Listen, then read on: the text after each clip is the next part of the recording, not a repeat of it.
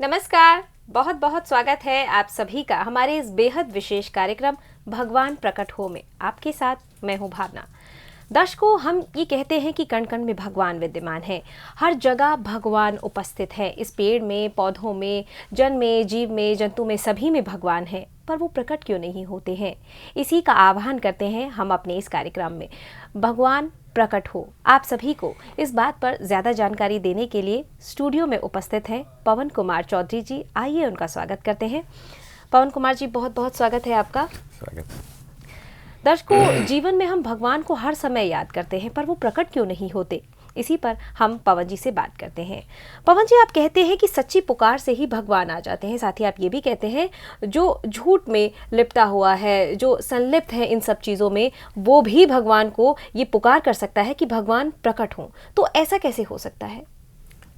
जी, बहुत सुंदर कहा आपने कि पहली बात आपने ये कही कि सच्ची पुकार से भगवान आ जाते हैं जी। तो इस अभियान में हमारा इससे एकदम विलोम कहना है। सच्ची पुकार से भगवान आते हैं, सच्ची पुकार से अवश्य भगवान आते हैं और आते थे, आते हैं, आते रहेंगे। इस अभियान में हमारा ये कहना है कि अगर सच्ची पुकार नहीं है, अगर हमें सच्ची पुकार नहीं है, क्योंकि ये एक इतना इम्पॉर्टेंट विषय है। प्रतिदिन हमारे पास में कई सारे कॉल आते हैं कि हाँ, भगवान को सच्चे मन से पुकारना चाहिए, सच्ची पुकार से भगवान सुनते हैं। सवाल इस बात का है कि सच्चे मन से पुकारना चाहिए, सच्चे मन से भगवान आते हैं। जैसे कि आपके पास में पहले भी एक इशू में हमने बताया था कि अगर एसी फर्स्ट क्लास का टिकट है, अगर आपके पास में सच्चे मन की पुकार है तो एसी फर्स्ट क्लास का टिकट है, आप जाएंगे शान से, आप अपने बर्थ पे जाकर करके बिस्तर बिछा के लेट जाएंगे, क्योंकि वो आपके पास में वैलिड टिकट है। तो भगवान को भी प्राप्त करने का सच्चे मन की पुकार एक वैलिड टिकट है। उससे तो भगवान मिल ही जाएंगे। मीरा को मिले, नरसी को मिले, तुलसीदास जी को मिले, आज भी मिल रहे हैं, कल भी मिलते रहेंगे। लेकिन सवाल इस बात का है कि सच्ची पुकार अगर नहीं है, अगर हमें सच्ची पुकार नहीं है, तो क्या हम आवाज ही ना दें हमारे पिता को? सच्ची पुकार से या हृदय की पुकार से हमारा क्या? एक बच्चा रोता है, एक बच्चा अपनी तमाम गंदगियों में पड़ा पड़ा चैं चूं पू पा जैसे भी मिलता है, जैसे भी आता है वो रोता है। वो माँ ये नहीं देखती है कि ये सच्चे मन से रो रहा है या नहीं रो रहा है या क्या रो रहा है। माँ देख रही कि नहीं, मेरे को पुकार रहा है, और वो माँ उसके पास जाती है। तो हमें अगर सच्चे मन की पुकार नहीं है, जो भी, हम अपने पिता को आवाज़ तो दें कि भगवान तू हर कण में मौजूद है, हर जगह मौजूद है, जिससे भी पूछो। आज हम हिंदू भाई से पूछते हैं तो कहता है कि हरि व्यापक सर्वत्र समाना, हर कण में, हर जगह समान रूप से। मुसलमान भाई से पूछते हैं तो वह कहता है कि ईश्वर अल्लाह खुदा हर जगह हाजिर नाजिर है। मुसलमान भाई कहता है, वही बात कह रहा है कि अल्लाह खुदा हर जगह। अंग्रेज भाई से पूछ लें तो वह कहता है गॉड इज ऑमनी प्रेजेंट। तो मतलब कहने का मतलब यह है कि हर व्यक्ति, हर धर्म, हर मजहब, इस संसार में प्राय कर करके हर व्यक्ति यह कहता पाया जाता है कि भगवान हर जगह मौजूद है। हम कोई आदमी गलत काम होता है तो हम कहते हैं देख भैया वो देख रहा है, संभल के करना। जैसे आजकल आपने देखा होगा कई जगह पे लिखा रहता है कि आप कैमरे की निगरानी में हैं जी। तो इसका एक बहुत सुंदर दृष्टांत आता है अपनी महाभारत में कि गुरु द्रोणाचार्य ने अपने शिष्यों को कहा कि जाओ ये लकड़ी ले जाओ और जहाँ तुम्हें कोई ना देख रहा हो इसे तोड़ के ले आना। तो सारे शिष्य चले गए, कोई इस पेड़ के पीछे, कोई उस गुफा में, कोई ज़्यादा होशियार था तो कोई पहाड़ के पीछे चला गया, भाई जहाँ से कोई देखने का चांस ही ना रहे, कोई ना देख पाए, अपना तोड़ तोड़।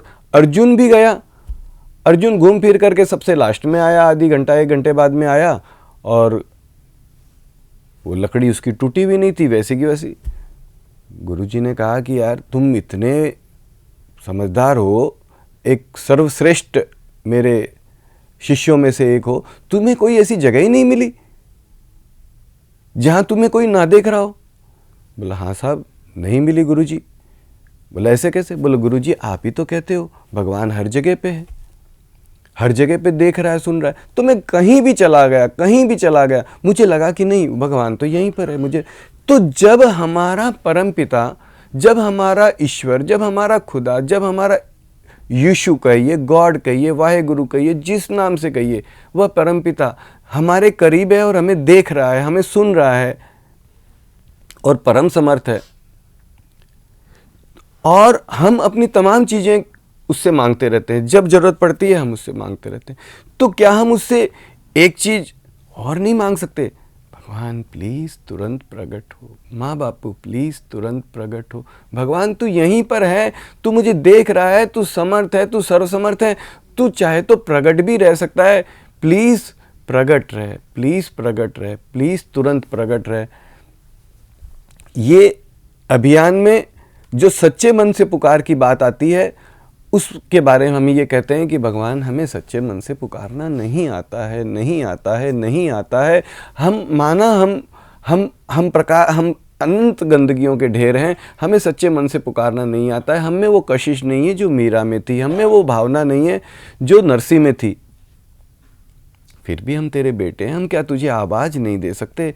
भगवान प्लीज़ तुरंत प्रकट हो, भगवान प्लीज़ तुरंत प्रकट हो, भगवान प्लीज़ तुरंत प्रकट हो, भगवान प्लीज़ तुरंत प्रकट हो।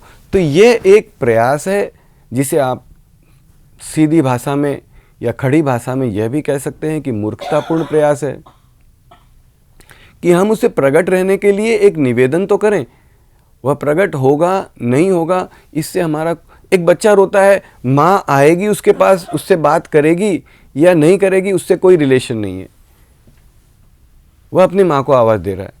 तो हम उस परमपिता को, जिसे हम त्वमेव माता च पिता त्वमेव कहते हैं, उसे एक प्रकट रहने का भी निवेदन कर सकते हैं। Simple, very simple. सच्चे पुकार से हो, सच्चे पुकार से हो बहुत बढ़िया, नहीं सच्चे पुकार से होती है, झूठे मन से ही सही, लेकिन हम उसे आवाज़ तो दें।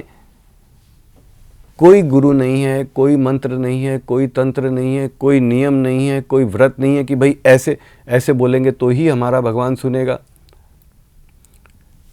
आपसे मैं एक निवेदन करना चाहता हूँ। देखिए, अपन 1 मिनट के लिए उसे थोड़ा सा पुकार करके भी एक, जी बिल्कुल, हाँ, भगवान प्लीज़ तुरंत प्रकट हो, माँ बापू प्लीज़ तुरंत प्रकट हो, माँ बापू प्लीज़ तुरंत प्रकट हो, माँ बापू प्लीज़। आप कहेंगे भगवान बोलते बोलते आप माँ बापू बोलने लगे। हाँ, माँ बापू इसलिए बोलते हैं क्योंकि वो हमारा माँ बाप का भी माँ बाप है। लाखों लोगों के बीच में हम उसे आरती जला करके, दीपक जला करके, हम सीना तान करके कहते हैं कि त्वमेव माता च पिता त्वमेव, त्वमेव माता च पिता त्वमेव, तू मेरा माँ है, तू मेरा पिता है। तो क्या हम उसे सीधे माँ बापू नहीं कह सकते? माँ बापू प्लीज़ तुरंत प्रकट हो, माँ बापू प्लीज़ तुरंत। तो यह अभियान है, इसमें यह कदापि नहीं कहा जा रहा है कि सच्चे मन से आवाज़ दो। सच्चे मन से आवाज़ दो, बहुत बढ़िया। अगर सच्चे मन से आवाज़ नहीं दे रहे हो, झूठे मन से दो। भाई हमें रसगुल्ला नहीं मिल रहा है, हमें चुपड़ी रोटी नहीं मिल रही है, सच्चे मन से आवाज़ देना चुपड़ी रोटी है, रसगुल्ला है। अगर रसगुल्ला नहीं मिल रहा है, घी से भरी तो लुखी तो खाएं, हम आवाज़ तो दें। आवाज़ देने में हम पीछे क्यों नहीं? वह परमपिता है और सुन रहा है, कहते हैं वो लाखों कानों से सुनता है।